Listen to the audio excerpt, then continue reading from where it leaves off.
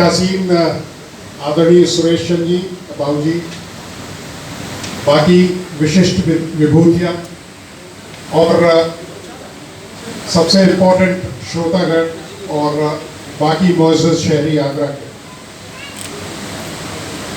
सरकार का ये फैसला वन नेशन वन इलेक्शन, इसका जो खैर मकदम है, इसका जो वेलकम है, वो पूरे देश में ही नहीं बल्कि विदेशों में भी किया जा रहा है। आपको पता होगा कि पहले इलेक्शन 25 अक्टूबर सन 51 में हुए थे और करीब 6 महीने चले थे, और नेगी साहब पहले आदमी थे जिन्होंने अपना वोट डाला था, क्योंकि हिमाचल में बर्फ पड़ जाती है तो वहाँ इलेक्शन अक्टूबर से शुरू हो गए थे। और ये सिलसिला तकरीबन 1967 तक चला। उसके बाद जो पॉलिटिक्स थी उसने करवट ली और इलेक्शंस, चाहे वो असेंबलीज के हो या सूबाई इलेक्शन हो या देश के इलेक्शन हो, उनमें डिफरेंस आना शुरू हो गया और उनका जो फ्रीक्वेंसी थी वो बदली होने शुरू हो गई। पिछली सरकारें इसके ऊपर चिंता और चिंतन तो करती रही, लेकिन उनको शायद वो शेर ज्यादा याद था कि बदलना तो चाहता हूं मैं निज़ाम हुकूम, बदलना तो चाहता हूं मैं निज़ाम हुकूम, पर मेरे बस की बात नहीं। क्योंकि आज ये सरकार, ये कोई सरकार ऐसी नहीं है कि साहब किसी ने इंटरनेट से डाउनलोड की है। ये वही सरकार है जो हमने आपने चुनी है और वो आपको रिजल्ट दे रही है। क्योंकि देखिए, जिस तरह का सरमाया भारत के पास है, हम आज 4 ट्रिलियन के आसपास की इकोनॉमी है। यूएनडीपी की एक रिपोर्ट है जो ये कहती है कि इंडिया में इंडिविजुअल वेल्थ 8 ट्रिलियन की है। अगर उस पैसे को आप सही जगह चैनलाइज कर दे तो हमें किसी भी आंकड़ों की जरूरत नहीं है। हम विश्व की तीसरी या चाइना के काफी क्लोज हम खड़े होने का गौरव प्राप्त कर सकते हैं।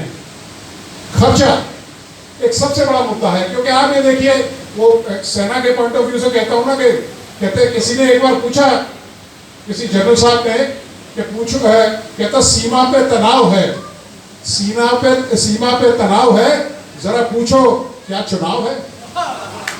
क्योंकि जब इस तरह के मुद्दे होते हैं तब देश का, क्योंकि आज देखिए जो 18वीं लोकसभा जो अभी इलेक्शन हुए हैं, ये सबसे कॉस्टलीस्ट इलेक्शन था पूरे विश्व में।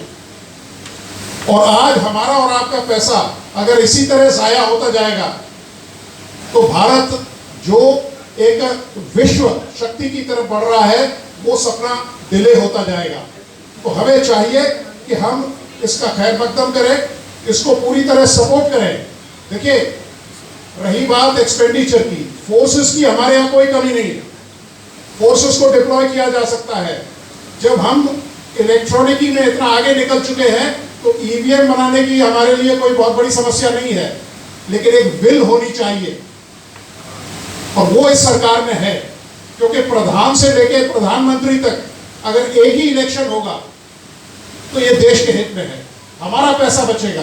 करप्शन जो इलेक्शन के माध्यम में आपने देखा होगा, मैं एक बार किसी उनसे मंत्री जी से बात कर रहा था तो बता रहे थे लोग कि साहब अब जिस तरह की फ्रीबीज बांटी जा रही हैं, जिस तरह से लोगों को थ्योरी ऑफ अपीसमेंट में लाया जा रहा है, तो वो कहते हैं कि साहब जब वोट पड़ेगी उससे 48 घंटे पहले ही शुरू करेंगे, नहीं तो वोटर भूल जाता है कि वोट किसको देनी है। तो इन सब चीज़ों को खत्म किया जाएगा। और दूसरी चीज़, सबसे बड़ी जो इम्पोर्टेंट चीज़ है, वेंकटरमन साहब ने ये चीज़ कही थी कि हमारी जो कॉन्स्टिट्यूशन है उसको हमें थोड़ा सा उसमें बदलाव करना पड़ेगा। हमारे कॉन्स्टिट्यूशन की सबसे बड़ी खूबी यह है कि कोई पार्लियामेंट उसे खत्म नहीं कर सकती, क्योंकि वो एक कॉन्स्टिट्यूएंट असेंबली द्वारा बनाया गया है। उसमें बदलाव किए जा सकते हैं।